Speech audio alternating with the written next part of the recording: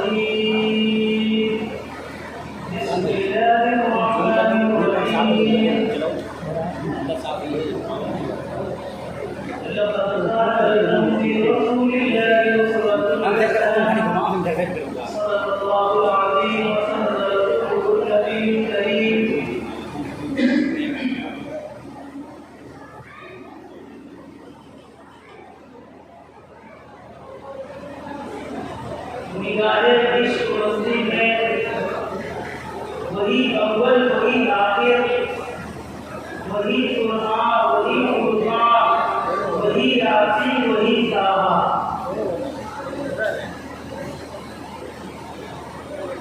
میرے محترم بزرگوں اور دوستوں، دینی اور ایمانی بھائیوں، پردہ نشین ماں اور بہنیں، یہ بندے نشین کی گہرائیوں سے تمام عقیدت و محبت، پیار اور خلوص، شفقت و عطف، پریم اور سوبھاگیہ، یہ جملہ احساسات کے ساتھ آپ تمام حضرات کو سلام مسنون پیش کرتا ہے۔ السلام علیکم ورحمۃ اللہ وبرکاتہ۔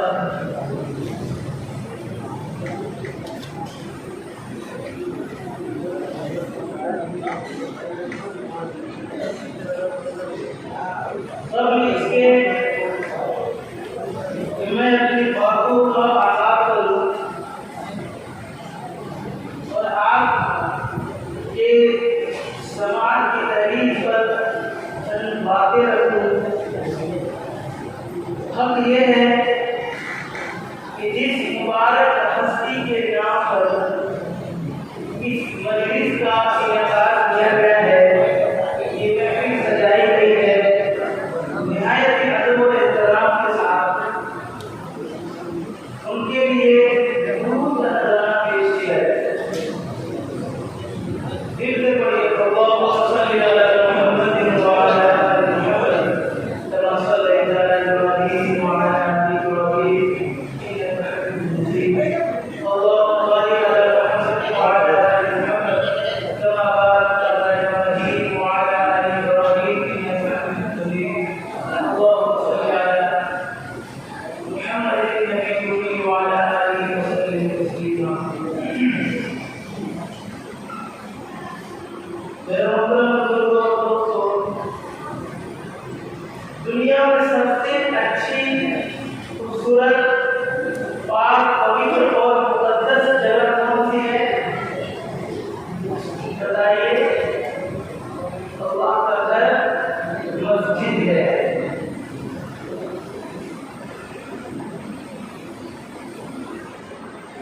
اور اس کے بعد وہ محفل ہے اور وہ جگہ ہے جو اللہ کے نام سے، اس کے رسول کے نام سے جو محفل اور جو مجلس سجائی گئی ہو۔ لہٰذا ہر چیز میں ادب کا ایک تقاضا ہوتا ہے، تو یہاں پر بھی دو تقاضے ہیں۔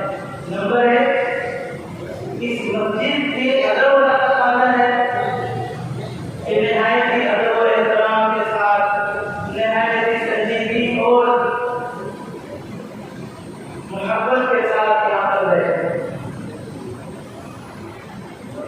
دوسرا تقاضا اس مسجد کے احترام کا ہے، ادب کا ہے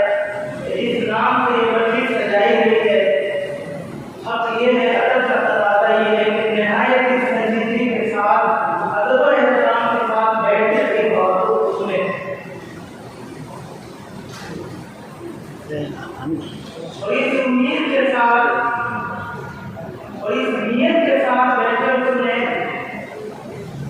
انشاءاللہ جو باتیں کہی جائیں گی اس پر عمل بھی کریں گے انشاءاللہ کریں گے اور انشاءاللہ ہم سب تیار ہیں اس نیت نہ بیٹھے کہ بس سماعت کرتے چلے جائے اس شخص کی طرح کہ ایک شخص اپنی تقریر میں بیٹھا ہوا تھا اور مفتی صاحب تقریر کر رہے تھے اور خوب ایران ہے یا آسمان ہے یہ زمین ہے یہ سورج ہے وہ ستارہ ہے یہ ہے وہ ہے وہ شخص جائے گا وہ بیٹھا ہوا تمام لوگ چلے گئے اب مفتی صاحب نے سوچا کہ چلو تک چل رہا ہے سب ٹھیک بیٹھے تھے تشریح ہمارے سے تو کچھ ہونا رہتا ہے بالکل ہمارے ایسے کچھ تو ہونا رہتا ہے سارے لوگ چلے گئے تو ایک ہی شخص ہے یہ بیٹھے ہوئے ہیں اگر یہی ہماری بات کو سننے سے سننا ہے اور اس کی صلاح ہو جائے بتائیے کہ یہ جنت کا ہمارے پوری جنت کا یہ ذریعہ بن جائے مفتی صاحب پڑے گئے لالچ اب وہ مفتی صاحب کو دھماکے دار تقریر اسلامی تقریر کرنا شروع کر دی اب وہ جائیے نا 1 گھنٹہ ہو گیا 2 گھنٹہ ہو گیا 3 گھنٹے ہو گئے وہ شخص بالکل ڈوبی لگا کر کے جم کر کے بیٹھ گئے اب مفتی صاحب کہہ رہے کہ بھائی مفتی صاحب کو سینے سے شرابور ہو گئے آخر کو انہوں نے کہا کہ بھائی اب فیصلہ چکا ہو اب اس سے زیادہ جنت کا مطالبہ نہیں ہے یہ بتاؤ کہ آخر میری کون سی عادت کون سی بات مجھے بہت بھاتی ہے جس کی وجہ سے تم جانا نہیں چاہتے کیا وجہ ہے وہ شخص اب حقیقت کا انکشاف کرتا ہے اور بات کہتا ہے مفتی صاحب آپ جو کہہ رہے تھے وہ بات مجھے سمجھ میں نہیں آئی آپ کیا کہہ رہے تھے ایسے یوں اشارہ کر رہے تھے یوں اشارہ کر رہے تھے لیکن بات مجھے سمجھ میں نہیں آ رہی آپ کی تقریر میں کوئی سروکار نہیں تھا ہم تو اس لیے بیٹھے ہوئے کہ جس کرسی پر بیٹھ کر کے آپ تقریر کر رہے ہیں اس کرسی پر ہماری چادر پڑی ہوئی ہے آپ سے کدھر جائیں گے تو اگر یہ مسئلہ ہے تو چادر لے لیجیے عمل کے لیے بیٹھے بیٹھے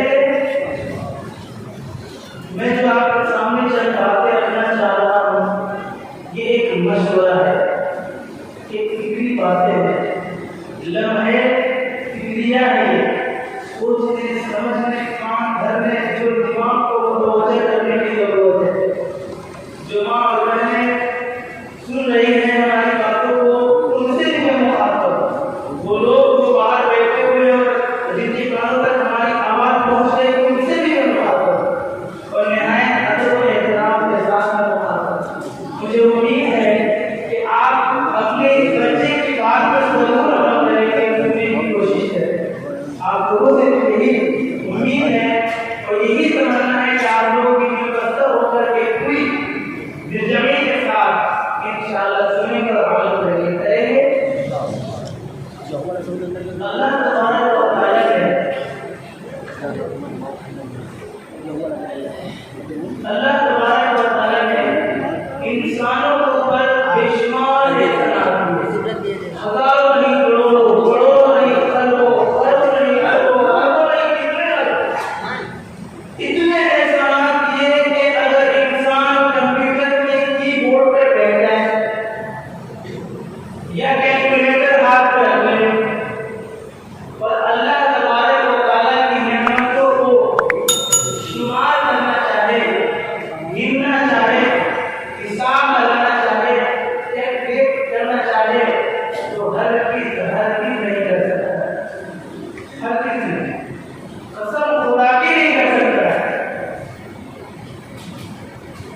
اسی بات کو اللہ تبارک و تعالیٰ نے قرآن مجید کے اندر سمجھایا ہے ارشاد فرمایا ہے اللہ تبارک و تعالیٰ فرماتے ہیں ان تعدوا نعمت اللہ لا تحصوها اگر تم خدا کے احسانات خدا کی نعمتوں کو سنیے ذرا خدا کے احسانات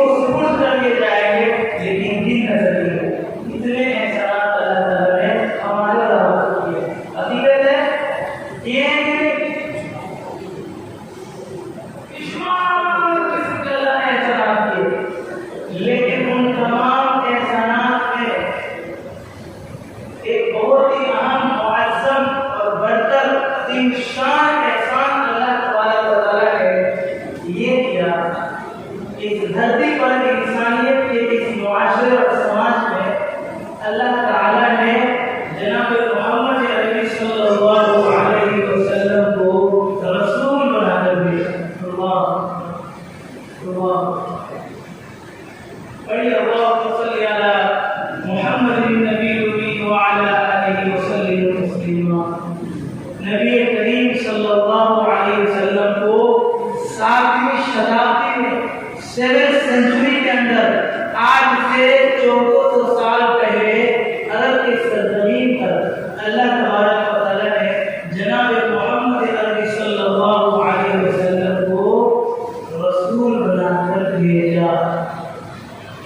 بہت عظیم شان احسان، بہت بڑا احسان ہے، بہت بڑا احسان ہے. اتنے پیارے، اتنے محبوب، اتنے دلالے، اتنے خیرخواہ، اتنے لاڈلے، شہید دل کے ٹکڑے، آنکھوں کی ٹھنڈک، سہارا، بیواؤں کا سہارا، غمخواروں کا سہارا، بے بسوں کا سہارا اور ہمدرد غمگسار بنا کر کے نبی کریم صلی اللہ علیہ وسلم صلی اللہ تعالیٰ نے دنیا میں بھیجا.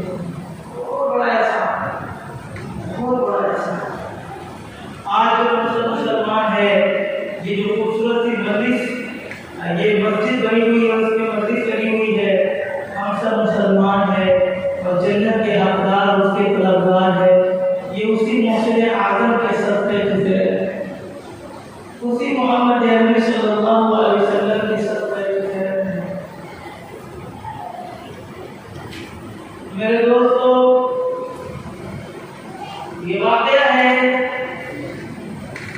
کہ اللہ تبارک و تعالیٰ نے، یہ احسان ہے کہ اللہ تبارک و تعالیٰ نے جناب محمد عربی صلی اللہ علیہ وسلم کو بحیثیت داعی، ذرا سمجھنے والی بات ہے، بحیثیت داعی، بحیثیت مربی اور کامل و جامع نمونے زندگی بنا کر، سمپل بنا کر کے پوری انسانیت کے واسطے، پوری انسانیت کے واسطے، قیامت تک کے آنے والے تمام انسانوں کے واسطے نمونہ بنا کر بھیجا سب کے لیے.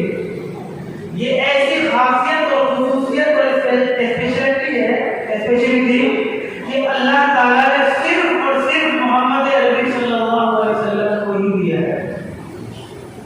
دوسرے کسی بھی پیغمبر کو، کسی بھی رسول کو اللہ تبارک و تعالیٰ نے یہ عہدہ اور یہ ذمہ داری نہیں دی ہے.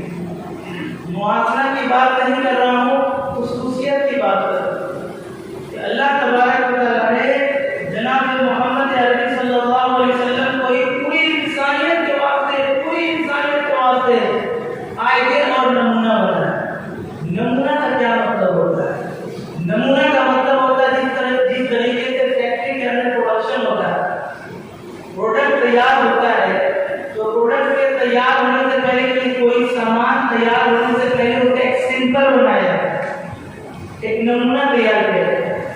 یہ جو اینٹ اس پہ لگے ہوئے ہیں، سب سے پہلے اسے ایک فرما بنایا جاتا ہے، ایک نمونہ بنایا جاتا ہے. اس کے بعد میں اس کو کہا جاتا ہے کہ اس نمونے اور سمپل کے مطابق سارے پروڈکٹ تیار کریں اور اس کے مطابق ہونے چاہیے. نمونہ ہونے کا مطلب یہی ہے. بات آنے کی سمجھ میں تو سے سننے کی ہے، نہایت سنجیدگی سے. اللہ تبارک و تعالیٰ نے پوری انسانیت کے واسطے، اب اس دھرتی پر اللہ تعالیٰ نے انسانوں کو پیدا کیا تو انسانوں کو بات سمجھ نہیں آ رہی تھی کہ کس طرح سے زندگی گزارے، کیسے گزارے اور کس ادا کے ساتھ، کس اصول کے ساتھ، کس پرنسپل کے ساتھ، کس ضابطے کے ساتھ، کس قانون کے ساتھ ہم زندگی گزارے. تو یہ تیتر بیتر ہو رہے تھے. اللہ تعالیٰ نے ان کو سنبھالا اور پھر انسانیت کے اس اسٹیج پر انبیاء کرام کا ایک سلسلہ نافذ کیا. ہر زمانے میں نبی اور اقام میسنجر پروفیٹ آتے رہے اور انسانیت کو اسی دن کا مطالبہ پیش کرتے رہے اور انہیں بتاتے رہے کہ تمہیں ایسے زندگی گزارنا ہے، ایسے کرنا ہے، میں جیسے چل رہا ہوں ویسے کرنا ہے، میں جیسے بیٹھا ہوں ویسے کرنا ہے. لیکن یہ چیزیں دیگر انبیاء کے ساتھ وقتی رہی اور زمانہ کے ساتھ رہی. لیکن نبی کریم صلی اللہ علیہ وسلم کے ساتھ ایسا نہیں رہا، بلکہ نبی کریم صلی اللہ علیہ وسلم کو اللہ تعالیٰ نے پوری انسانیت کی ذمہ داری دی کہ آپ صرف ایک قوم کو، صرف ہندوستان کے مسلمانوں کو مخاطب نہیں کریں گے،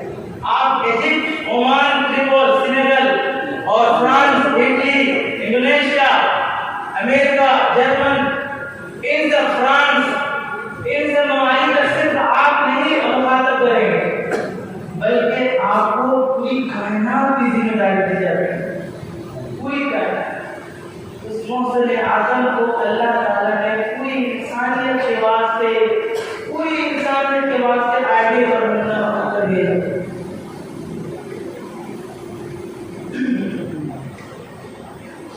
दुनिया के अंदर एक इस्लामी रिवायत के मुताबिक कमोबेश 1,24,000 पैगंबर अल्लाह तबारक व तआला ने अपने फरिश्ताओं को, अपने पैगंबर को, अपने मैसेंजर को, अपने प्रोफेट को इस दुनिया इंसानियत के स्टेज पर, मानवता के इस स्टेज पर अल्लाह ने भेजा। लेकिन मैंने जैसे बताया कि किसी को पूरी इंसानियत को आपने आइडिया नहीं बनाया, सिर्फ और सिर्फ नबी पाक सल्लल्लाहु अलैहि वसल्लम। ये जो बात मैं कह रहा हूँ जरा समझिए, समझने के हैं। ये जो बात बता रहा हूँ तो अल्लाह ताला ने पूरी इंसानियत में से सिर्फ और सिर्फ नबी करीम सल्लल्लाहु अलैहि वसल्लम को ही क्यों, उन्हीं को क्यों आइडिया बनना बनाया। मैं मुआवजा की बात नहीं कर रहा हूँ, मैं खुसूसियत की बात कर रहा हूँ। तो पहला जवाब यह है कि अल्लाह ताला यही चाह रहे थे कि पूरी इंसानियत के वास्ते जो सिंपल बने वो सिर्फ नबी करीम सल्लल्लाहु अलैहि वसल्लम की जात हो। दूसरा ये है कि अल्लाह ताला ने ऐसी खुसूसियात आपके साथ जमा कर दी थी कि पूरी इंसानियत के वास्ते आइडियल और नमूना होने के लिए ऐसी खुसूसियात का जमा होना एक शख्स के अंदर जरूरी है।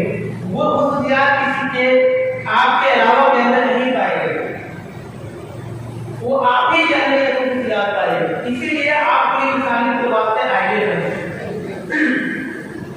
ये बात तारीखी एतबार से, रिवायती एतबार से, साइंसी एतबार से, अक़ली एतबार से, मजहबी एतबार से, है ना, ये साबित है और समझ में आती है कि इस कायनात पर, इस धरती पे अगर कोई पूरी इंसानियत के वास्ते आइडियल नमूना बन सकता है तो सिर्फ और सिर्फ नबी करीम सल्लल्लाहु अलैहि वसल्लम की जात है, उसके अलावा किसी की जात नहीं है।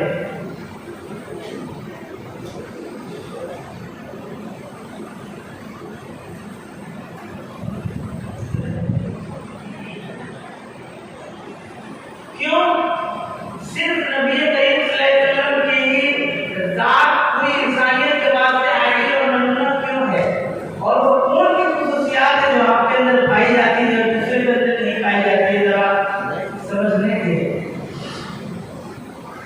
किसी भी शख्स के आइडियल और नमूना होने के लिए जरूरी है कि उसकी जिंदगी की पहली तारीख से लेकर के हयात की आखिरी तारीख की पूरी दास्तां, पूरी जिंदगी, हिस्ट्री ऑफ द लाइफ पूरा का पूरा महफूज कर दिया गया और लोगों के सामने, इंसानियत के सामने इस तरह से रोशन और वाज़ेह हो जिस तरीके से सूरज और चांद रोशन और वाज़ेह हो। यानी ऐसा नहीं है कि उनकी जिंदगी सियासत में तो रहनुमाई करे लेकिन मईशत में रहनुमाई न करे, धर्म का पाठ पढ़ाए लेकिन एक हिस्से में रहनुमाई करे और दूसरे हिस्से में रहनुमाई न करे, वो काफी नहीं है, वो शायद आइडियल नमूना नहीं बन सकता है। इसी तरीके से आइडियल नमूना बनने के लिए जरूरी है कि उसकी जिंदगी का पूरा खुलासा हमारे सामने हो। यानी उनकी माँ सब कैसी थी, उनकी बीवियां कितनी थी, उनके बच्चे कितने थे, वो कैसे चलते थे, कैसे बैठते थे, कैसे पीते थे, कैसे बात करते थे, उनके सहाबा का नाम क्या था, कितने थे, वो कहाँ कहाँ गए, वो कैसे कैसे जिंदगी गुजारी, कितनी तकलीफें उठाई, वो दिखने में कैसे थे, वो उतरने में कैसे थे, वो चलने के आदाब, वो किस तरह से बात करते थे, किस तरह से खाना खाते थे, किस तरह से टॉयलेट करते थे, किस तरह से वो आते थे, सारी चीजें इंसान के सामने हो, तभी तो आइडियल बनेगा ना, तभी तो नमूना बनेगा ना। थोड़ा सोचिए, अगर मिसाल के तौर पे वजू का तरीका है, आप किसी एक शख्स को अपना नमूना मानते हैं और वजू आपका खराब है या सही है, इसके बारे में आप मोहताज हो गए, तो जाहिर आप कहाँ जाएंगे, आपके लिए नमूना कुछ शख्स को बनाया गया है तो आप उन्हीं के पास जाएंगे। लेकिन वो अगर उनकी जिंदगी से ऐसा कोई सबूत नहीं मिलता है कि ये अमल जो आप कर रहे हैं कि वो मुकम्मल आपके वास्ते नमूना नहीं बनता है। बात समझ में आ रही है? तो आइडियल और नमूना होने के लिए जरूरी है कि जिंदगी का पूरा हिस्सा पूरा का पूरा हमारी निगाहों के सामने हो। ये खुसूसियत इस धरती पर आने वाले किसी भी अंबिया कलाम को हासिल नहीं है। खाइस का ताल्लुक हज़रत मूसा अलैहिस्सलाम से हो, हज़रत ईसा अलैहिस्सलाम से हो, हज़रत दाऊद अलैहिस्सलाम से हो, हज़रत इब्राहीम अलैहिस्सलाम से हो, हज़रत ज़करिया अलैहिस्सलाम से हो, हज़रत यहया अलैहिस्सलाम से हो, हज़रत इब्राहीम से, हज़रत यूसुफ से, याकूब से, हज़रत इसहाक से, ऊपर जाइए हज़रत नूह अलैहिस्सलाम से, हज़रत शीश अलैहिस्सलाम से और हज़रत इदरीस अलैहिस्सलाम से, दाऊद अलैहिस्सलाम से, सुलेमान अलैहिस्सलाम से, किसी से ताल्लुक क्यों न हो, किसी को भी खुसूसियत नहीं दी गई है। बताइए कि हज़रत मूसा अलैहिस्सलाम की कितनी औलादें, उनके सहाबा का नाम क्या है, हज़रत मूसा अलैहिस्सलाम की जिंदगी का खुलासा क्या है, वो कैसे चलते थे, कैसे बैठते थे। कुरान मजीद ने जो मखसूस हिस्सा को बयान किया है वही हम जानते, बाकी सब अंधेरे में हकीकत है। हज़रत मूसा अलैहिस्सलाम पे तौरात को उतारा गया और तौरात का हाल यह है कि मूसा अलैहिस्सलाम की धरती से चले जाने के तकरीबन 200 साल बाद एक रिवायत के मुताबिक वो तौरात लिखी गई। अब जिस नबी के दुनिया से जाने के बाद 200 साल बाद जो किताब लिखी जाए तो कोई माइकल पावर होकर बता सकता है कि ये किताब बिल्कुल वैसी ही इसके बाद में जो नबी की है। शक व शुबह बाकी रहेगा कि नहीं? जाहिर है कि इस बात में शक पैदा हो जाए यकीन खत्म हो जाता है। तो कोई भी चीज जिसमें हराम हलाल सही और गलत होने का गुमान हो तो आइडियल नमूना नहीं कर सकती किताब। मेरी बात समझ रहे? यही हाल हजरत ईसा अलैहिस्सलाम की इंजील का है। बल्कि क्रिश्चियन तो बड़े बड़े ईसाई मकान निकालों ने लिखा है कि इंजील को इतने टुकड़े कर दिए गए हैं कि इंजील आज 12 हिस्सों में तकसीम है। और यूहा यूहन्ना नूहा मुत्ती मुत्ती और ये सब किताब का नाम है। अब वो खुद जो उनके मानने वाले जो क्रिश्चियन और ईसाई है वो खुद इसमें इस तजस्सुस और तदब्बुर में डूबे हुए हैं कि असल इंजील कौन है। तब जिसके बारे में यही शक हो जाए कि असल इंजील कौन है तो वो इंजील वो किताब आइडियल बन सकती है। और फिर हज़रत ईसा अलैहिस्सलाम की जिंदगी का पूरा हिस्सा बहुत कम रसूली पर चढ़ाया गया और फिर कैसे सलेब किया गया, कैसे पैदा हुए, पैदा होने के बाद गया और कुछ करिश्मा सादी जो मौजूदा की थी और उसके बाद में फिर वो सूली तमाम के वो सब है, बाकी सब अंधेरे में है कि नहीं। सियासत कैसी थी, सियासत कैसी थी, उनकी पॉलिटिक्स जिंदगी कैसी थी, माशरती जिंदगी कैसी थी, अखलाकी जिंदगी कैसी थी, अखबारी जिंदगी कैसी थी, है किसके सामने नहीं। हज़रत दाऊद अलैहिस्सलाम के साथ यही वाक़या है। ये तो करीब के अंबिया है, जो इससे दूर के अंबिया है वो तो बिल्कुल हम नहीं जानते उनके बारे में, है ना ऐसा। अब आइए हिंदू धर्म भाई के मजहब के अनुसार, मजहब के मुताबिक 4 किताबें पवित्र और मुकद्दस मानी जाती है। 4 पुस्तकें ये पवित्र मानी जाती है और उनकी मजहबी किताबें तस्लीम की जाती है। Number 1 Rigveda, number 2 Atharvaveda, number 3 Yajurveda, number 4 Samaveda.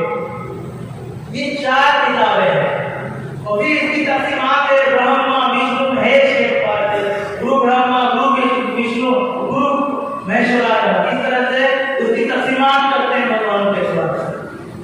उनका अपना तस्वीर है हमारे हिंदू भाई का।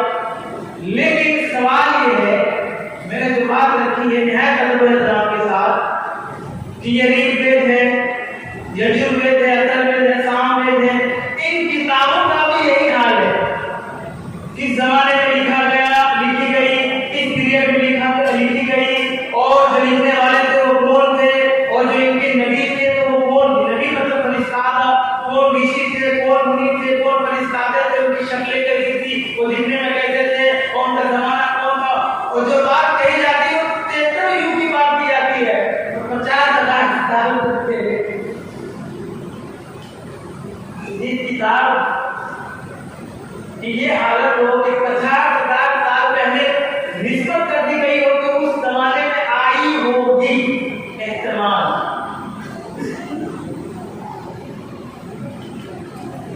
اور ان میں جو باتیں لکھی گئی ہے وہ باتیں بھی پوری انسانیت کے واسطے کافی نہیں ہے کہ اس کو نمونہ بنایا جا سکے. ریڈ کے اندر چند مسائل ہے، سیاست بھی ہے، اس کے اندر مسائل بھی ہے، اخلاقیات کے پہلو بھی ہے کہ کیسے زندگی بہت شوق ہے، بہت کم. اس کے بعد نمبر 1 کی کتاب، دوسرے سیکنڈ نمبر جو کتاب ہے وہ ہے یجوب. اس کے اندر بھی مختصر ہے، اس کے اندر اخلاقی مسائل کو پیش کیے گئے ہیں، لیکن مختصر ہے وہ ناکافی ہے. آپ پڑھ سکتے ہیں. یجوب میں آخر بیٹ کا بھی یہی حال. سب سے نیچے طبقے کی جو کتاب ہے وہ سامنے جسے بہت زیادہ ہندو بھائی ہمارے تسلیم نہیں کرتے. تو اس کتاب کے بارے میں دنیا کا کوئی بھی مسلمان، ہمارے کوئی بھی بھائی یہ نہیں کہہ سکتا ہے کہ کس زمانے میں لکھی گئی. سب سے پہلا ڈاؤٹ یہ ہے کہ انسان نے لکھا ہے کہ اوپر تو تاریخ ہے، اسی میں شک و شبہ ہے. اور اگر مان بھی لیا گیا کہ یہ آسمانی کتاب ہے، پھر بھی اس میں شک و شبہ ہوتا ہے کہ اس کے جو اوتار تھے، اس کے جو فرشتہ تھے اور اس کے جو بھائی تھے وہ کیسے تھے، کون تھے، ان کی اخلاقی زندگی کیسی ہے، معاشی زندگی کیسی ہے. جو چیز چلائی جاتی ویڈیو سب کالپنک اور افسانوی ہے. تو پتہ یہ چلا کہ یہ کتابیں بھی انسان کے واسطے، پورے انسان کے واسطے آگے بڑھنا نہیں بن سکتی. آگے بڑھ سکتے ہیں. اب آئیے تاریخی اعتبار سے، مذہبی اعتبار سے اور روایتی اعتبار سے، عقلی اعتبار سے اور سائنسی اعتبار سے، ہر اعتبار سے یہ بات ثابت ہوتی ہے کہ اس دھرتی پر پوری انسانیت کے واسطے اگر کوئی آئیڈیل اور نمونہ بن سکتا ہے اور کسی کی زندگی پوری انسانیت کے واسطے رہنمائی کا کام کر سکتی ہے تو صرف اور صرف محمد عربی صلی اللہ علیہ وسلم کی ذات ہے.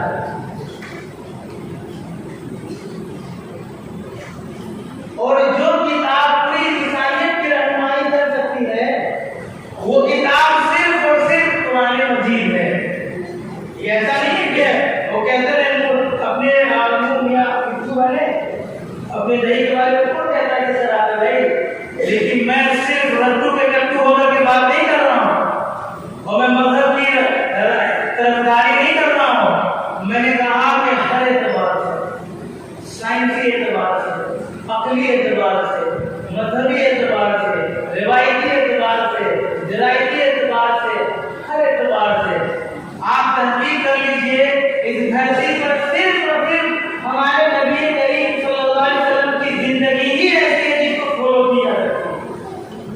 اس بات کو سمجھیے کہ جو میں بہت اہم ٹاپک کی بات کر رہا ہوں، یہ بہت اہم چیز ہے. ہم مسلمانوں کو سمجھنے کی ضرورت ہے. جو کنفیوژن میں ہے یہاں وہاں بھاگ کے سمجھنے کی ضرورت ہے. کہاں جا رہا ہے؟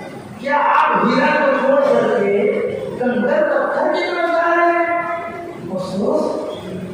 یہ جب تک ہم سمجھیں گے نہیں ہم کس جگہ پر کھڑے ہیں، مجھے کون مقام اور کون سا ہیرا، کیسا ڈائمنڈ اور دولت ملی ہے، جب تک اس کا احساس نہیں ہوگا ہمارا قدم جو ہے وہ اس کے اندر مضبوطی نہیں آ پائے گا. بات کو سمجھنے کی ہے. تو پتہ یہ چلا کہ نبی کریم صلی اللہ علیہ وسلم کی ذات اور قرآن مجید ہی پوری انسانیت کے واسطے آگے بڑھنا ہے. قرآن مجید کا ایک نقطہ، ایک حرف، ایک زبر بھی نہیں بدلا. آج سے 1400 سال پہلے غار حرا میں جو پہلی وحی آئی تھی اور انسانیت کے نام پر جو پیغام آیا تھا وہ پیغام آج بھی اپنی شکل میں بالکل اسی طرح موجود ہے. دنیا کا کوئی مائیکل، دنیا کا کوئی شخص اور دنیا کی کوئی بھی ہستی مل کر کے بھی قرآن مجید کا ایک نقطہ کیا زبر بھی بدل نہیں سکتا اور انشاءاللہ قیامت تک نہیں بدلا جائے گا. کیوں؟ اس لیے کہ اللہ تبارک و تعالیٰ نے قرآن مجید میں صاف لفظ میں فرمایا اِنَّا نَحْنُ نَزَّلْنَا الذِّكْرَ وَإِنَّا لَهُ لَحَافِظُونَ. ہم نے اس قرآن کو نازل کیا ہے، ہم نے دھرتی پہ نبی کریم صلی اللہ علیہ وسلم کے دین کو، اپنی شریعت کو اتارا ہے اور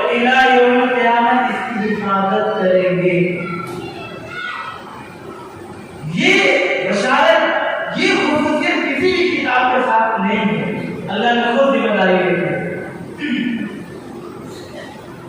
قرآن مجید جس طرح سے صحابہ کے دور میں پڑھایا جاتا تھا اسی طریقے سے آج بھی موجود ہے۔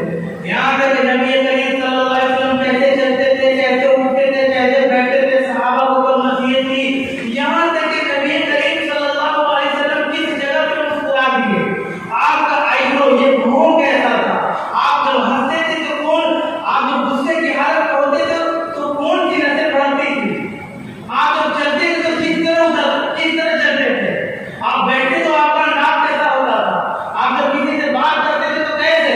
اور یہ واقعہ صرف نبوت میں جانے کا ہی نہیں ہے، نبوت میں جانے کے بعد کا ہی نہیں ہے، بلکہ جب سے آپ کا اسلام پیدا ہوا بلکہ اس سے بھی پہلے کی تعلیم اللہ تعالیٰ نے، اس سے پہلے کے بھی واقعات کو اللہ تبارک و تعالیٰ نے ضبط کر دیا۔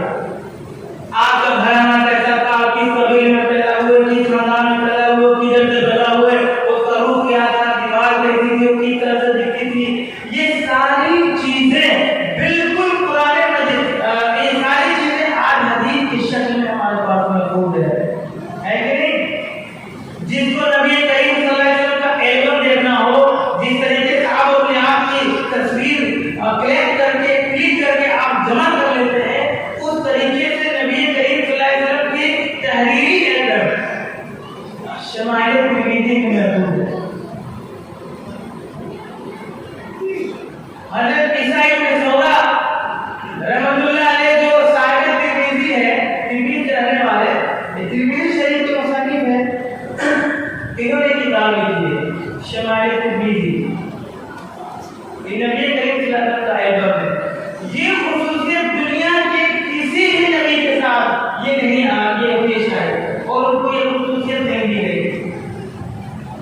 در حقیقت انسانوں کی عقلی و عملی قوتوں کی بےتداریوں کو دور کرنے، انسانوں کو نیکوکار بنانے اور صالح بنانے اور دلوں سے بھرشٹاچار کرپشن اور گندگیوں کے امکان کے واسطے اس دھرتی پر ہزاروں انبیاء کرام، ہزاروں فرشتہ اور نیک لوگ دھرتی پر آتے رہے اور انہوں نے ایسا نیکیوں کی طرف لوگوں کی رہنمائی کرتے رہے، لیکن کسی کی ذات بھی پوری انسانیت کے واسطے آئیڈیل اور نمونہ نہیں بن سکتا۔ بڑے بڑے فاتح اور سپہ سالار اس دھرتی پر آئے جنہوں نے اپنی تلوار کی نوک سے دنیا کے طرفوں لوٹ دیے، لیکن اس کے باوجود بھی اتنے کارنامے ہونے کے باوجود بھی ان کی زندگی پوری انسانیت کے واسطے آئیڈیل نہیں بن سکتی۔ بڑے بڑے شاعر آئے لیکن ان کی زندگی بھی پوری انسانیت کے واسطے آئیڈیل نہیں بن پائی۔ بڑے بڑے حکماء آئے، فلاسفہ آئے، انجینئر آئے اور بڑے بڑے انجینئر آئے، ڈاکٹر آئے اور بڑے بڑے ماہرین آئے، لیکن اس کے باوجود بھی اپنی مہارت سب دکھائی، دنیا کے اندر بڑے بڑے کارنامے دکھائے، حیرت انگیز انکشاف کیا اور اپنے کارنامے اور طریقے دکھائے اور لوگوں کو متاثر کیا، امپریس کیا، لیکن اس کے باوجود بھی پوری انسانیت کے واقعے اس کی زندگی آگے نمونہ نہیں بن سکی۔ آپ دیکھیے یونانی پلیٹ، رومی پیراڈائز، ایرانی شاہنامہ، ہندی مہابھارت، ان سبوں میں خیر و شر اور کفر اور شرک کی اور نیکیوں کی ماجرائیوں کی عام مثالیں خود قرآن مجید میں دی، لیکن اس کے باوجود بھی کسی کی بھی ذات پوری انسانیت کے واسطے جس طریقے سے نبی کریم صلی اللہ علیہ وسلم کی ذات پوری انسانیت کے واسطے آئیڈیل اور نمونہ ہے، کسی کی ذات نہیں ہے۔ ہر ایک بات ہے بہت اور نتیجے پر آتے ہیں، بات اس میں آتی ہے خلاصے کے طور پر اس نتیجے پر آتے ہیں، تمام باتوں کو مد نظر رکھتے ہوئے اور اس نتیجے پر آتے ہوئے فیصلہ سناتے ہیں کہ نبی کریم صلی اللہ علیہ وسلم کی ذات ہی پوری انسانیت کے واسطے نمونہ ہے۔ اسی بات کو سمجھانے کے لیے اللہ تبارک و تعالیٰ قرآن مجید میں ارشاد فرمایا، لقد کان لکم فی رسول اللہ اسوۃ حسنہ، کہ تم سبوں کے واسطے، تم سب ہمارے لیے، تم سبوں کے واسطے پوری انسانیت کے لیے نبی کریم صلی اللہ علیہ وسلم کی زندگی بھی رہنمائی ہے اور انہی کی زندگی آئیڈل بن ہے۔ اللہ تبارک و تعالیٰ نے سورۃ الفتح آیت 26 میں ارشاد فرمایا، یا ایھا النبی انا ارسلناک شاہدا ومبشرا ونذیرا وداعیا الی اللہ باذنہ وسراجا منیرا۔ اللہ تعالیٰ نے نبی کریم صلی اللہ علیہ وسلم سے بشارت دی، اے لاڈلے نبی، اے پیارے نبی، ہم نے آپ کو رسول بنایا اور پھر شاہد بنایا، مبشر بنایا،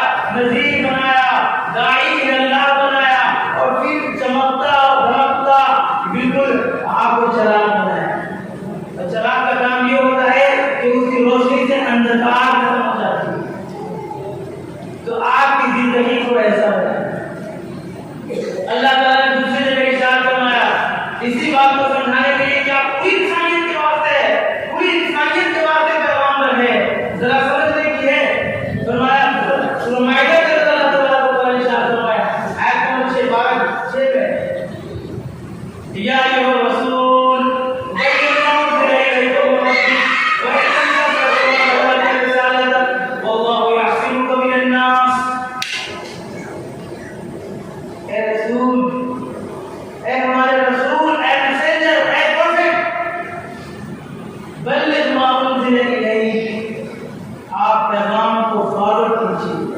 پیغام کو پہنچائیے، بلی کے بعد مقبول ہے، تعلیم اللہ نے کیا ہے مفتی صاحب کوئی چیز نہیں مقبول تھا۔ اور جب قاعدہ ہے تعلق، جب کوئی یعنی اس کو پہنچانا ہے، اس کی کوئی تحدید نہ ہو، اس کو متعین نہ کیا جائے، اس کا مطلب یہ ہے کہ تمام کو پہنچانا۔ المطلق اذا یطلق خلاف بھی فرض کام ہے۔ جب اس طرح کی بات کہی جائے کہ پہنچانا ہے تو اندازہ ہوا کہ پوری انسانیت کو پیغام پہنچانے کے واسطے پیغامبر اللہ تعالیٰ نے ہمارے نبی کو بنایا اور کہا کہ پوری انسانیت کو آپ خطاب کیجیے اور پوری انسانیت کو اپنا پیغام کیجیے۔ اب اگر اس پیغام کو آگے نہیں بھیجا، آگے نہیں فارورڈ کرتے ہیں، آگے نہیں پہنچاتے ہیں، تو اس کا مطلب یہ ہوا کہ آپ اپنی رسالت میں خدا کے پیغام کو پہنچانے والے میں سے نہیں بنتے، جبکہ اللہ تعالیٰ نے آپ کو معصوم بنایا ہے۔ کیا چیز اب سورج میں بات کی آتی ہے کہ دھرتی پر اسے اس طرح کے 20 قرآن مجید کا اسٹڈی کیجیے، آپ پڑھی اندازہ ہوا کہ 20 بیشتر مضامین ایسے ہیں جس سے بات سمجھ میں آتی ہے کہ دھرتی پر صرف اور صرف نبی پاک صلی اللہ علیہ وسلم کی زندگی ہی ایسی ہے جس کو ہم فالو کر سکتے ہیں، اور اللہ تعالیٰ نے حکم ہی کیا ہے کہ ہم ان کو فالو کرنا ہے۔ یا ایھا الناس اطیعوا اللہ واطیعوا الرسول، اے لوگو اللہ کی اطاعت کرو اور اس کے رسول کی اطاعت کرو۔ اندازہ ہوا کہ پوری انسانیت کا رسول، یہ پوری انسانیت کا رسول اگر کسی کو بنایا گیا تو جناب محمد عربی صلی اللہ علیہ وسلم کو بنایا گیا۔ Honorable President, respected teacher of the world, the last man prophet Muhammad Arbi sallallahu alayhi wa sallam. Muhammad Arbi sallallahu alayhi wa sallam. His life was a why? His life was a big guy, and the idol for the human being, and the idol for the world, and the idol for the Muslims. پوری انسانیت کے واسطے اللہ تعالیٰ نے نبی کریم صلی اللہ علیہ وسلم کی ذات کو ہی ٹیچر بنایا، رہنما بنایا اور آئیڈیل بنایا۔ یہ سب سے بڑا احسان اللہ تبارک و تعالیٰ کا ہے۔ میں نے بتایا نا شروع میں کہ اللہ تبارک و تعالیٰ کا بہت اللہ کے بشمار احسانات ہے، بشمار کرم ہے، ان کے احسانات ہے۔ خدا کی نعمتوں کو اگر ہم شمار کرنا چاہے تو ہرگز نہیں کر سکتے۔ ان نعمتوں میں، ان احسانات میں سب سے معظم اور ایک بہتر احسان یہ ہے کہ اللہ تعالیٰ نے اتنے پاورفل، اتنے مضبوط و مستحکم رسول بنا کر کے، اتنے بھولے اور پیارے جن کے بارے میں اللہ تعالیٰ نے فرمایا وَمَا أَرْسَلْنَاكَ إِلَّا رَحْمَةً لِّلْعَالَمِينَ، کہ ہم نے آپ کو رسول یوں ہی نہیں بنا کر چھوڑا ہے بلکہ آپ کے اندر رحم کا مادہ پیدا کیا ہے۔ آپ بڑے شفیق ہیں، آپ بڑے رحیم ہیں، آپ بڑے کریم ہیں، آپ کے دل کو نرم بنایا۔ لیس بفضل غلیظ، نبی کریم صلی اللہ علیہ وسلم درست کو نہیں تھے، طلیعۃ الوجہ، آپ کو روشن چہرہ والا بنایا گیا ہے۔ لینۃ الطبع، لینۃ اللسان، زبان کی بہت رس بولنے والی زبان دی گئی ہے، دل موہ لینے والا احساس دیا گیا ہے، جگر دیا گیا ہے۔ رحمت للعالمین، پوری انسانیت کے واسطے رسول بنا کر، وہ بھی ایسے ہی رحیم رسول بنا کر کے آپ کو بھیجا ہے، رحمت کا سامان بنا کر بھیجا ہے۔ میرے بھائیوں، میرے دوستوں، لیکن افسوس کی بات یہ یہ ہے کہ آج اتنی بڑی دولت جو اللہ تبارک و تعالیٰ نے ہم سب کو عطا فرمائی اور اس کے سب سے طفیل میں آج اس مسجد میں بیٹھے ہیں اور خود کو صاحب ایمان اور مسلم کہتے ہیں، ہم اس نعمت کی ناقدری کر رہے ہیں، ہم اس نعمت کی قدردانی نہیں کر رہے ہیں۔ کیا نبی پاک صلی اللہ علیہ وسلم سے کتنے لوگ ہیں جو سچے معنوں میں بتائیے کہ نبی کریم صلی اللہ علیہ وسلم سے محبت کرتے ہیں اور کس قدر محبت کرتے ہیں؟ کیا محبت کا یہی تقاضا ہے کہ محبوب کے نام پہ نعرے لگا لیے جائیں؟ کیا محبت کا یہی تقاضا ہے کہ محفل سجا لیے جائیں؟ کیا محبت صرف یہی ہے کہ ان کے نام پہ رٹے لگا لیے جائیں؟ محبت صرف یہی ہے کہ زبان سے کہا جائے؟ محبت صرف یہی ہے کہ صرف اپنے آپ اپنا نام محمد رکھ لیا جائے، اپنا نام عبد الرسول رکھ لیا جائے یا غلام رسول رکھ لیا جائے، اپنا نام عبداللہ رکھ لیا جائے؟ یہی تقاضا ہے؟ نہیں بھائی، یہ تقاضا نہیں ہے۔ محبت کا تقاضا یہ ہے کہ اپنی خواہشات کو، اپنے تقاضے کو، اپنے ڈیزائر کو، اپنے انٹرسٹ کو، اندر کی اچھاؤں کو محبوب کے اچھا پر قربان کرنا۔ محبت کرنے والے بھی کبھی دعویٰ نہیں کرتے۔ عشق ہے تو عشق کا اظہار ہونا چاہیے اور آپ کو اندر سے بھی بیمار ہونا چاہیے۔ نبی کریم صلی اللہ علیہ وسلم نے بہت ساری باتیں بتائی، ان میں بڑی قرآن کے ساتھ، بہت ہی لگن کے ساتھ اور روتے ہوئے، تڑپتے ہوئے، دل اور جگر کو بھاگتے ہوئے جو بات کہی، مخاطب کیا اپنی انسانیت کو۔ جب مخاطب کیا وہاں پہ کوئی مسئلہ نہیں تھا، وہاں پہ صرف اور صرف مسلمان تھا، صرف اور صرف مسلمان۔ اللہ کے نبی صلی اللہ علیہ وسلم نے فرمایا المسلم اخو المسلم، مسلمان مسلمان کا آپسی بھائی ہے، رشتہ دار نہیں کہا گیا، چچا دار بھائی نہیں کہا گیا، پھوپھی دار بھائی نہیں کہا گیا، خالہ دار بھائی نہیں کہا گیا۔ میں نے بتایا کہ جب تعین نہ کی جاتی ہے تو وہ بات اپنی حقیقت اور اصل پہ لوٹ جاتی ہے، تو اصل میں بھائی کون ہوتے ہیں؟ حقیقی بھائی۔ وہ درجہ دیتے ہیں اللہ کے رسول صلی اللہ علیہ وسلم نے فرمایا المسلم اخو المسلم، کہ مسلمان مسلمان کا بھائی ہے۔ اور نبی کریم صلی اللہ علیہ وسلم نے فرمایا اس کی ہمیشہ پوری زندگی میں رعایت کریں۔ کتنے مسلمان ہیں جو نبی کریم صلی اللہ علیہ وسلم کی اس سنت پر عمل کرتے ہیں اور کون ہے؟ ہمارا کیا حال ہے؟ اگر ہم کیلکولیٹ کرنے پہ بیٹھ جائیں اور ایک دوسرے کا حساب کرنا شروع کر دیں، خود اپنا محاسبہ کرے تو اندازہ ہوگا کہ ہمارے دلوں میں نفرتوں کا سمندر ہے، ہم ایک دوسرے سے نفرت کر رہے ہیں۔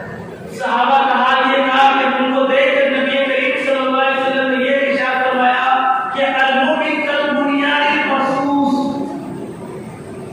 کہ مومن کے سیسہ پلائی ہوئی دیوار کی طرح ہے۔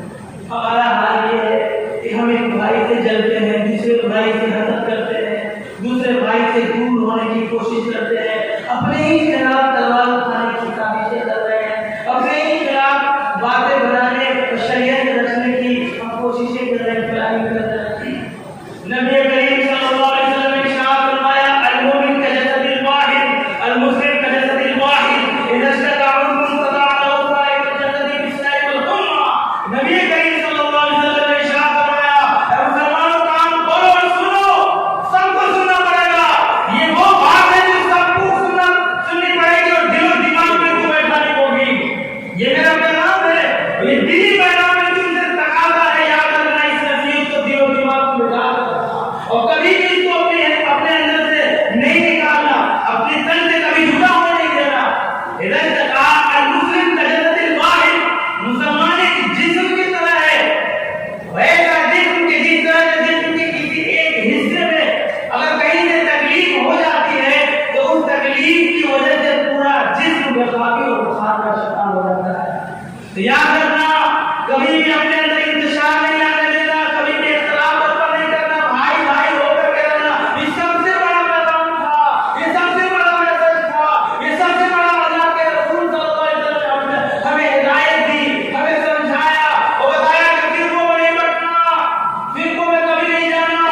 یہ سنی بریلی دیوبندی وہابی اور یہ مسئلے کی کسی طرح کی کوئی لڑائی بالکل نہ ہونے دینا۔ تم کلمے کی وحدت کی بنیاد پر مسلمان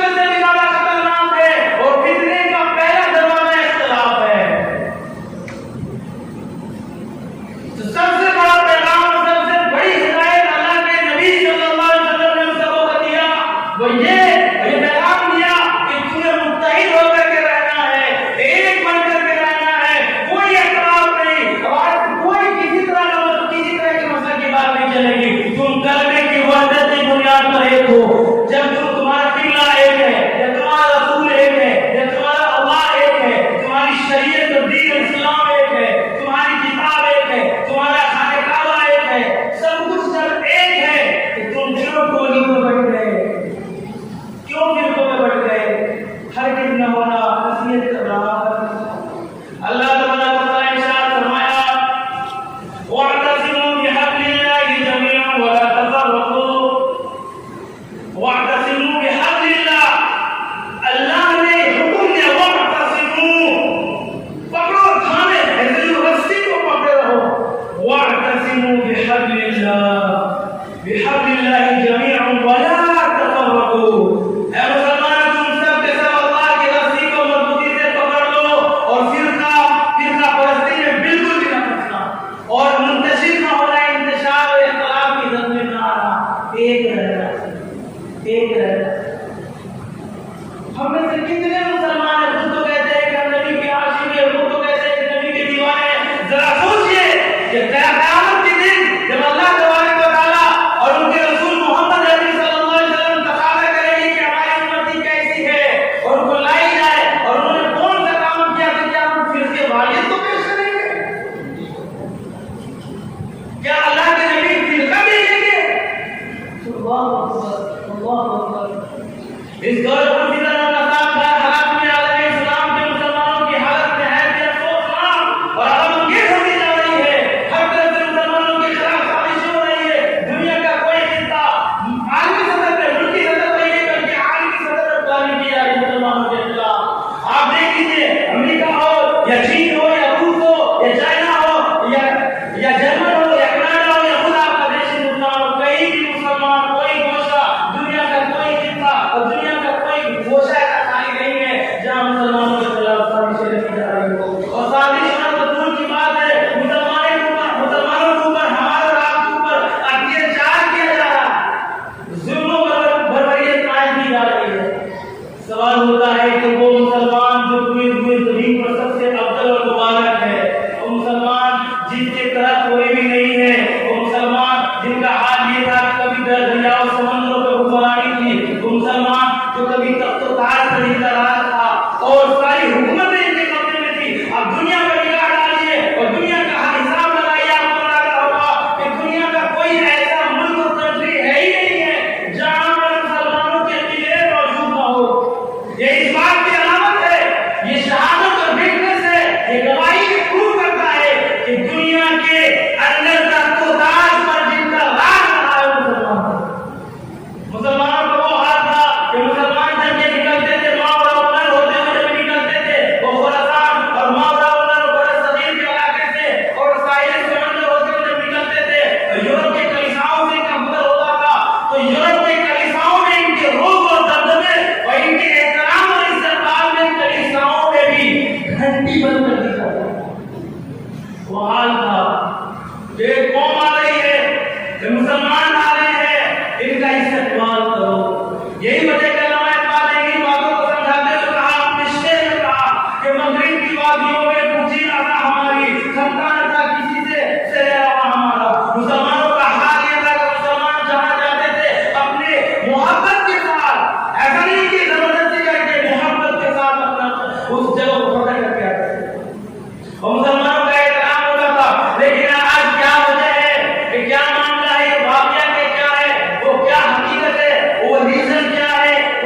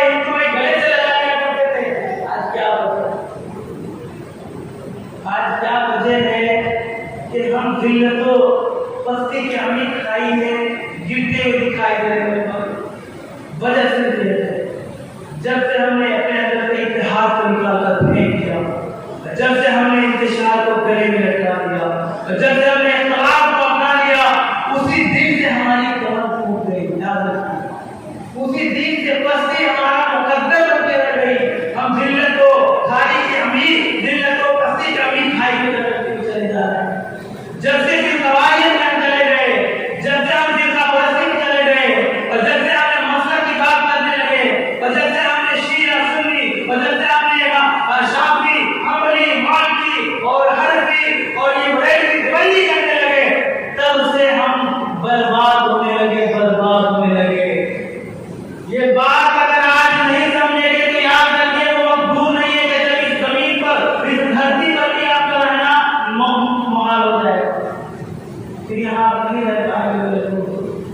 ہمارا حال یہ ہے کہ خواجہ الطاف بھائی صاحب مصدر خالی میں لکھتے ہیں کہ نہ سنی میں اور شافعی میں ہو ملت، نہ نعمانی اور شافعی میں ہو الفت، وہابی کی سنی سے کم ہو رہے نفرت، مقلد کرے نہ مقلد پہ لعنت، رہے اہل قبلہ میں جل ایسے باہم، تو دین خدا پہ ہنسے سارا عالم، تو دین خدا پہ ہنسے سارا عالم۔ میرے بھائیو، آپ کو لگتا ہے کہ پاگل بات کر رہا ہے اور آپ سمجھتے ہیں کہ تقریر کر رہا ہے اور ان کی باتیں سنو اور مزہ لو، میں دل کے اندر کے احساس پھینک پھینک کر کے بات کر رہا ہوں، میں چیخ چیخ کر کے کر رہا ہوں۔ میرے بھائیو، میرے مسلمان بھائیو، آپ سارے لوگ ایک ہو جاؤ، یہ حالات کا تقاضا ہے ہی نہیں، اور نبی سے محبت کا تقاضا بالکل بھی نہیں ہے کہ آپ ٹولیوں میں بیٹھ جاؤ، آپ ٹولیوں میں بیٹھ جاؤ۔ میرے بھائیو، بالکل بھی ضرور، یہ بالکل تقاضا نہیں ہے۔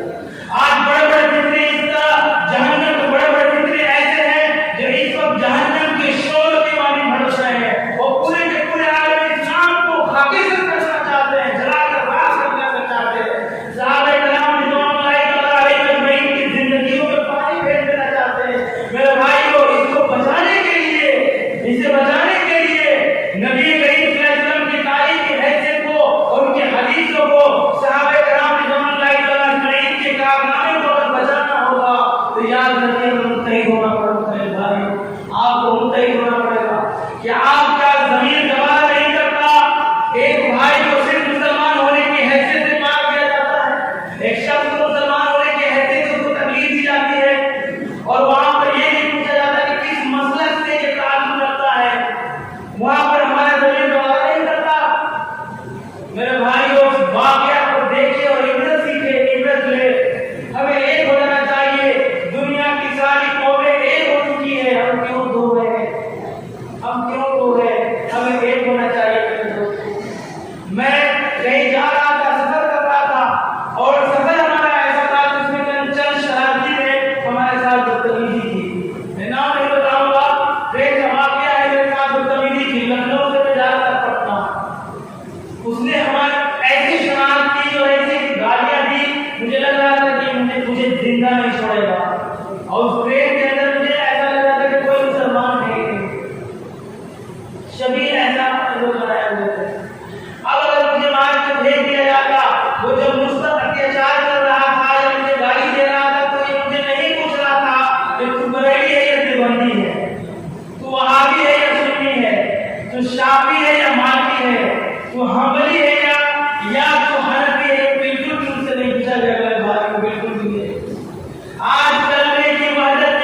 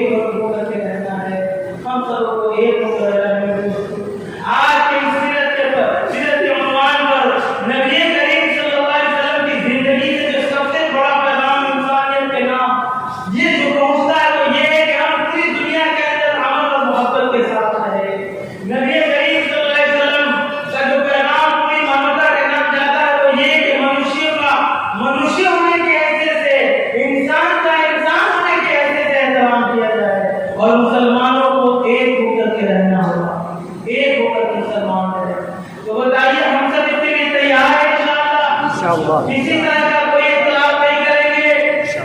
ہمارا حال یہ ہے کہ ہم ایک دوسرے سے اہمیت رکھتے ہیں.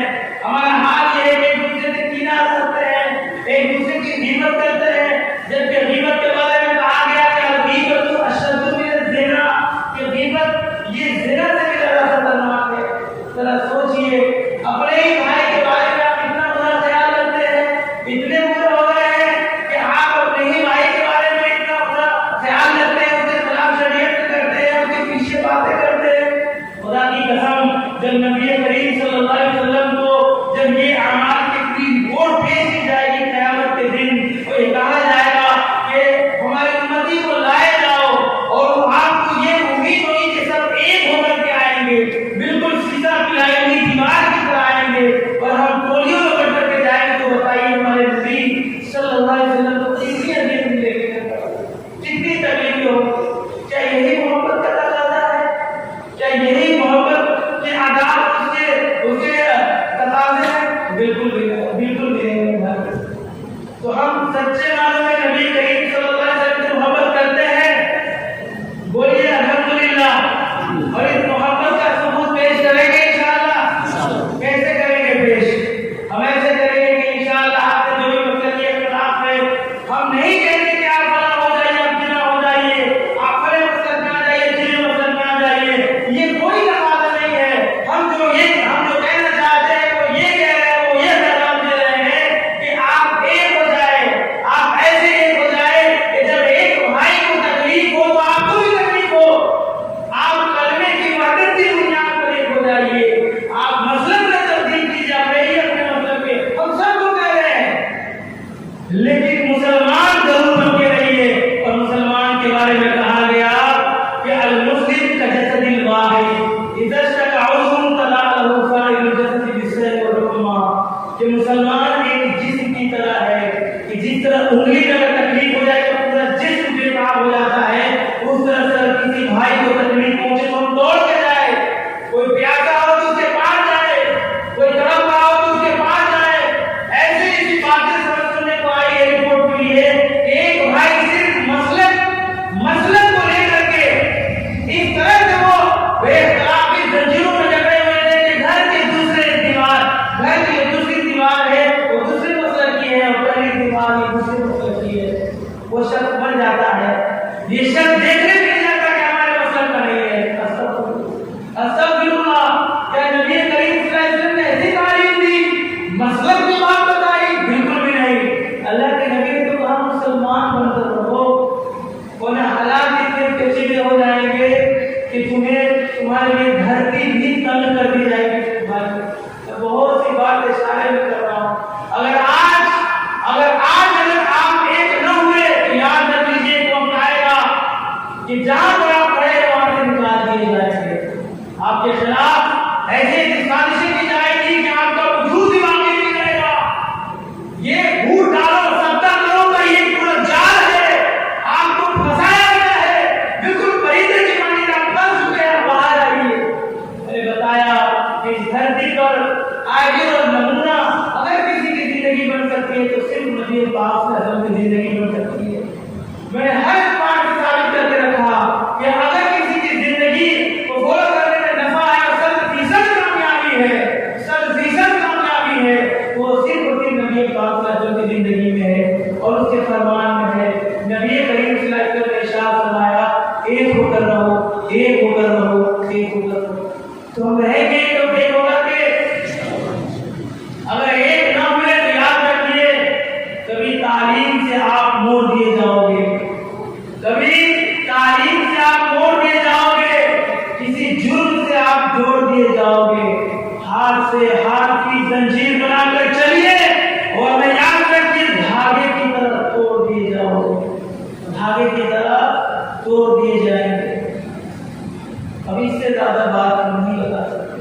یہ پیغام ہے, یہ بچہ جو آپ کے سامنے بات کر رہا ہے تقریر نہ سمجھے, یہ پیغام دے کر کے جا رہا ہوں. آپ سارے ہمارے بھائی ہیں, ہمارے جگر, میں آپ کا بچہ ہوں, میں آپ کا پیر پکڑتا ہوں, آپ کا ماتھا چومتا ہوں, بوسہ دیتا ہوں. خدا کے واسطے ٹھہر جائیے, خدا کے واسطے ایک ہو جائیے, خدا کے واسطے ایک ہو جائیے, اللہ کے واسطے ایک ہو جائیے. نبی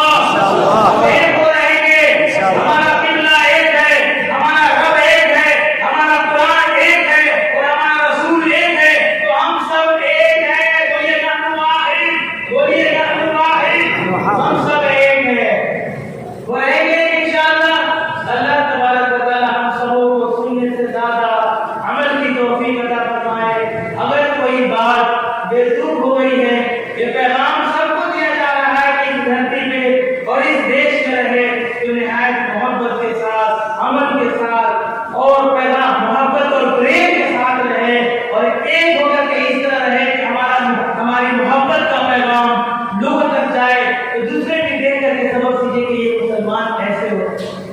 تو میں بھائی مل کر کے رہنا ہے، رہیں گے انشاءاللہ۔ اللہ تعالی ہم سب کو سے زیادہ عمل کی توفیق عطا فرمائے۔ اگر کوئی بات ہماری ایسی نکل گئی زبان سے جو آپ کے دل کو اس پہ ٹھیس پہنچاتی ہو، آپ کو تکلیف پہنچ گئی ہو، تو اس کے لیے نہایت ادب و احترام کے ساتھ یہ آپ کا بچہ، آپ کا بھائی، آپ کا بیٹا معافی چاہتا ہے اور گستاخی کے لیے جرم کا یہ استقبال کرتا ہے کہ اگر کوئی جرم ہے ہوا تو آپ براہ کرم میں معاف فرمائے۔ میں نے جو بات کہی ہے بہت دل سے کہی ہے، اس امید کے ساتھ کہ آپ انشاءاللہ عمل کریں گے۔ اللہ تعالیٰ ہم سب کو کہنے سننے سے زیادہ عمل کی توفیق عطا فرمائے، شاید کہ اتر جائے ہم سب کی دلوں میں یہ بات۔ وآخر دعوانا ان